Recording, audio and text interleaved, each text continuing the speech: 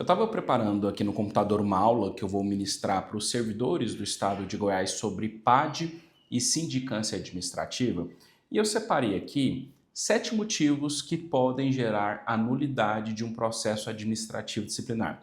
Essa é sempre uma dúvida recorrente que chega aqui no escritório e sempre tem alguma informação divergente que o servidor pega da internet, porque muitas jurisprudências antigas permitiam que qualquer tipo de vício, de formalidade, gerasse a nulidade do PAD, só que isso tem mudado. Cada vez mais o judiciário ele tem aceitado pequenos desvios de finalidade em prol do direito de punir da administração pública e o servidor acaba ancorado naquela informação equivocada, não faz uma defesa correta durante o processo, acreditando que vai conseguir uma decisão judicial pela nulidade, só que aí ele entra com uma ação, não consegue, não faz a defesa da forma como deveria e acaba demitido. Então eu vou falar esses 7 itens que eu separei aqui para ministrar esse curso para os servidores, que eu acredito que vai te ajudar bastante.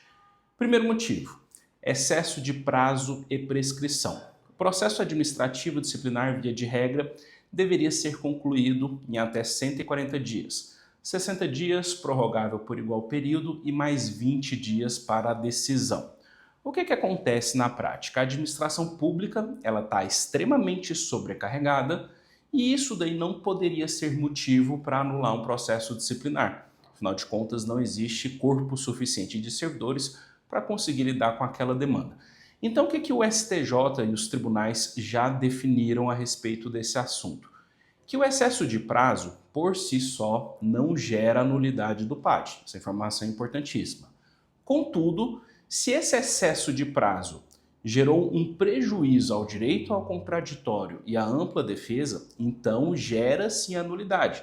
Nós já tivemos um caso bem emblemático aqui no escritório de uma servidora que estava sendo acusada de inassiduidade habitual.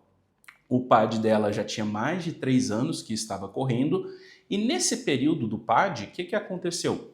A instituição onde ela dava aula simplesmente fez uma migração de sistema, ela trocou de sistema que registrava essas frequências e perdeu o backup, ou seja, não tinha mais as informações dessas supostas ausências da servidora e com isso o excesso de prazo trouxe um prejuízo ao direito de defesa, porque não tinha mais registro de nada. Eles ainda assim mantiveram a pena de demissão, só que imediatamente a justiça concedeu uma liminar anulando aquela pena e determinando a reintegração dela, né? Então, sempre que há um prejuízo ao direito ao contraditório e ao direito à ampla defesa, isso sim dá direito à anulação do PAD por excesso de prazo. É diferente da prescrição, tá? Prescrição é um assunto complexo.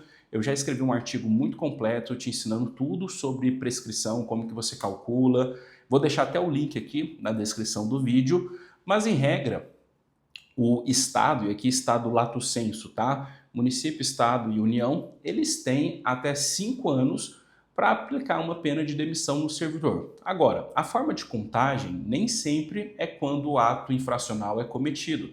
Existe o entendimento do STJ que a prescrição só começa a ser contada quando a autoridade competente para instaurar o PAD toma ciência da infração. Agora, muito cuidado com essa informação, porque não é incomum, pelo contrário, é muito comum que a administração pública se utilize desse argumento como uma muleta. Por quê? Ela é lenta, ela é ineficaz e fica sabendo da situação, mas demora a abrir o PAD.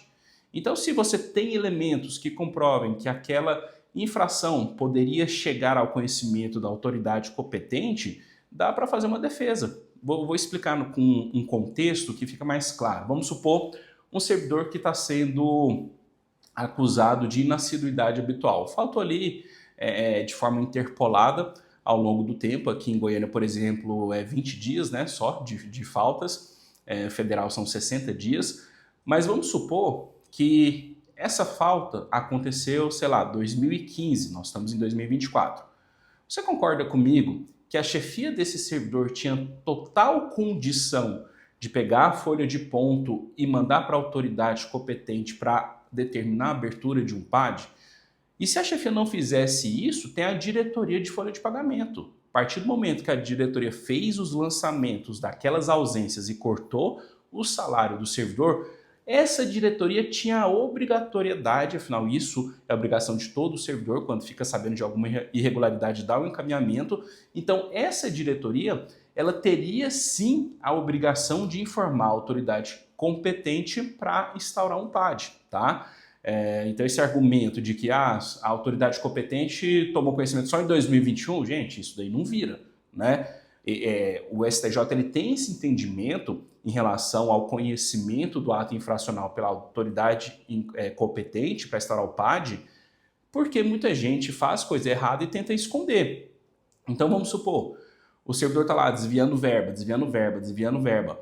Ele não pode ser favorecido com a prescrição porque ele camuflou de tal forma que isso daí demorou a chegar ao conhecimento da autoridade competente. Então aí ok, mesmo que tenha passado os 5 anos, né, de prazo, não está prescrito. Agora, numa infração ou numa suposta infração que todo mundo teve conhecimento e essa informação só não chegou lá em cima na autoridade competente por ineficácia e somente por ineficácia da administração pública, não teve nenhum ato do servidor tentando esconder aquela informação, essa argumentação ela não pode prosperar, ok? Aqui, mas novamente, vou deixar aqui, como é um tema complexo, eu vou deixar aqui na descrição do vídeo o link desse artigo, vale a pena vocês darem uma lida, tá? Segundo ponto, falta de notificação. O servidor, ele tem o direito de ser informado de todo o andamento do processo. Por quê? Se ele não é informado de algum andamento, isso fere o devido processo legal e o direito dele de defesa. Então ele tem que ser informado da instauração do PAD, se a comissão se reúne para deliberar a respeito de algum assunto, ele precisa ser informado, se vai ter oitiva de testemunha, o próprio depoimento dele, abertura de qualquer tipo de prazo, de perícia, tudo ele tem que ser notificado, ok? Se não houver essa notificação, isso sim gera uma nulidade. Terceiro ponto, violação do direito de defesa. É o direito ao contraditório e direito à ampla defesa. Daqui é a nulidade absoluta.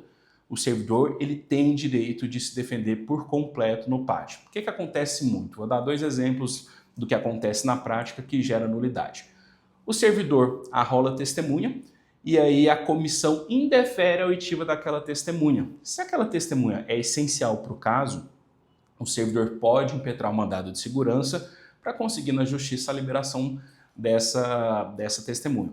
Agora vamos supor um cenário que o servidor foi demitido, ele não entrou na justiça para conseguir a oitiva dessa testemunha. Se essa testemunha ela tinha um elemento cabal para conseguir inocentar o servidor, aí sim ele consegue a anulação desse PAD, ok? E um detalhe importante, ainda que se anule o PAD, se estiver dentro do prazo prescricional, a administração pública ela tem o direito de instaurar novamente esse processo. Mas aí, claro, né, o servidor ele vai ser mais diligente, a própria comissão vai ser mais temerosa para aceitar as testemunhas que estão sendo arroladas, ok? Outra coisa que acontece bastante, a comissão ouve testemunhas durante o PAD sem notificar o servidor. Escuta ali sem nenhuma informação, sem nenhuma participação do servidor, isso fere o contraditório. No PAD, no processo administrativo disciplinar, o servidor tem o direito de acompanhar todas as oitivas de testemunhas, fazer perguntas, levar seu advogado junto. Então, se isso não aconteceu, se teve alguma oitiva sem a sua presença, isso gera nulidade. Bom, quarto vício. Vício de formalidade. Esse ponto aqui do vício de formalidade é o que tem perdido mais força nos tribunais. O que acontecia muito antigamente? E quando eu falo antigamente, é há muito tempo mesmo, 20, 25 anos atrás. Como a maioria das comissões não são formadas por juristas, inclusive essa é uma grande crítica minha em relação ao sistema disciplinar da administração pública, antigamente qualquer tipo de vício na portaria, vício em alguma ata, qualquer coisinha gerava uma nulidade. E aí anulava-se o processo e o servidor era beneficiado com isso. E aí qual era o cenário? Muitos servidores que realmente cometeram atos infracionais graves e que deveriam ser punidos com a pena de demissão ou cassação de aposentadoria, por conta de um errinho bobo que poderia ser facilmente refeito e corrigido pela administração pública, o servidor ele conseguia anular essa demissão era restituído ao cargo, reintegrado ao cargo e ainda recebia tudo que ele deixou de receber ao longo desse tempo. Então o que aconteceu na prática? O STJ e os tribunais começaram a mudar o entendimento que se a nulidade, isso em geral, tá? Se o vício de formalidade não gera prejuízo claro ao direito ao contraditório e ao direito à ampla defesa, aquele vício não é suficiente para anular um processo administrativo disciplinar. A gente teve um caso bem emblemático, um servidor, ex-servidor, né, nos buscou já demitido e teve uma sentença de improcedência.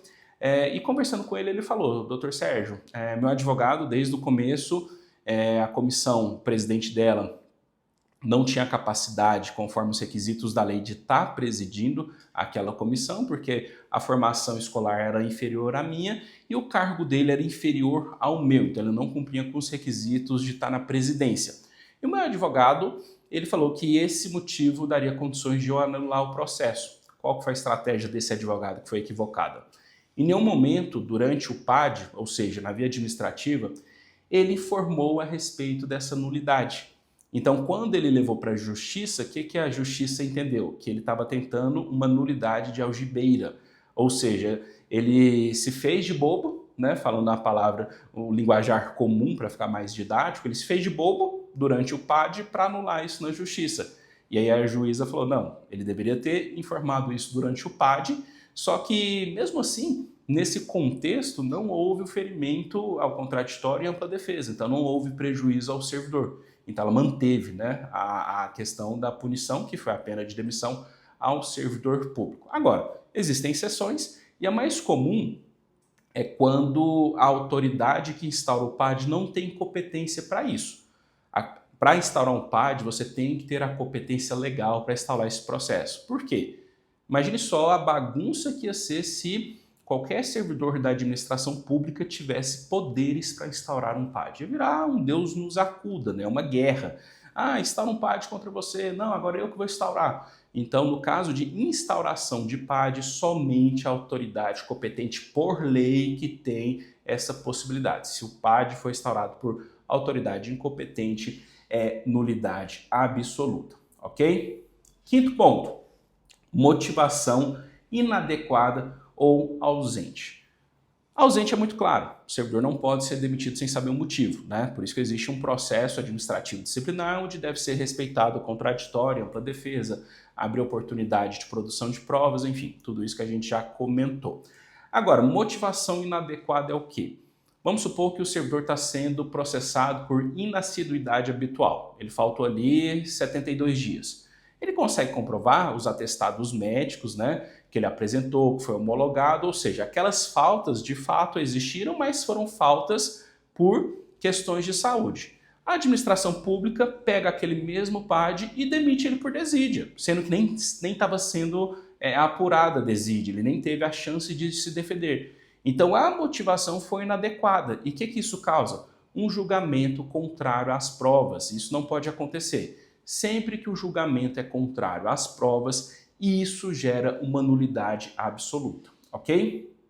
No sexto ponto, provas obtidas de forma ilícita. Isso aqui tem sido cada vez mais raro, né? A justiça ela tem validado muitas provas, mas o que acontece na prática? Às vezes o servidor teve uma escuta instalada em sua sala sem saber, né, claro, e sem autorização judicial. Então, vamos supor, algum desafeto desse servidor, ou mesmo o chefe dele, coloca uma escuta, que pode ser um celular, um brochezinho, escondido para pegar alguma fala dele. Aí o que acontece? Ele pega essa gravação, manda para a corregedoria para instaurar um PAD. Essa escuta ambiental, de ambiente, né, ou de uma sala, precisa de autorização judicial. É diferente do caso que você está conversando com outra pessoa e você, como interlocutor, faz uma gravação. Mesmo que você não informe a pessoa, essa gravação é lícita porque você estava participando dela. Agora, se a pessoa coloca uma gravação dentro do seu ambiente de trabalho, da sua sala, sem ordem judicial e sem o seu conhecimento, essa gravação ela é um ato clandestino, ela não pode ser utilizada dentro de um processo administrativo disciplinar, ok? Agora, o sétimo é a desproporcionalidade da pena aplicada. Essa daqui, sem dúvida, é a principal causa que gera a nulidade dos processos disciplinares. A gente tem que ter uma punição proporcional ao ato infracional. Inclusive, recentemente, agora em dezembro de 2023, o STJ ele sumulou esse entendimento, a súmula 665, que traz ali a informação de que não cabe ao Poder Judiciário analisar o mérito administrativo. Já gravei um vídeo sobre isso, né, só sobre essa súmula, mas destaca claramente o quê? Que, embora o mérito da decisão administrativa não seja revisado, a Justiça pode intervir quando a punição é claramente desproporcional, né? Casos de flagrante ilegalidade, teratologia ou manifesta desproporcionalidade da sanção aplicada. Por isso que é tão importante você fazer uma boa defesa durante o PAD, não ficar apegado a esses vícios formais, porque se você faz uma defesa boa, consegue atenuar, né, as circunstâncias, abrandar, né, o que eles estão imputando, se eles aplicam uma pena de demissão, na justiça a gente consegue caracterizar que essa punição ela é desproporcional. Isso gera uma nulidade e determina a sua reintegração, e em casos como esse não pode ser instaurado um novo PAD contra você, tá bom? Então fiquem muito atentos às questões de vícios formais, porque a maioria dos casos não gera mais nulidades, você não se defende corretamente durante um PAD. Por conta disso, corre-se o risco de você ser demitido e depois não reverter isso na justiça.